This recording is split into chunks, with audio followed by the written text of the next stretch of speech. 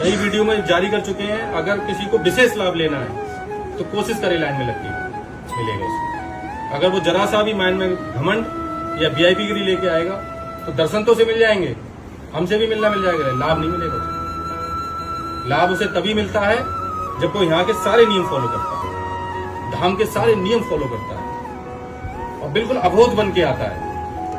भगवान की शरण में आप सारी पद प्रतिष्ठा प्रोटोकॉल छोड़ के आओ, देखो आपको कैसे लाभ मिलता है। आपकी वो इच्छाएं भी पूरी हो जाएंगी जो आपने सपने में भी सोची है। लेकिन आप बन के तो आओ।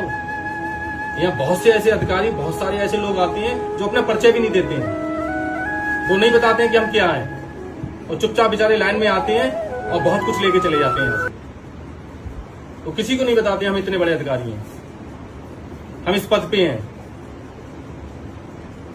उनको वास्तव में यहां से प्राप्त होता है।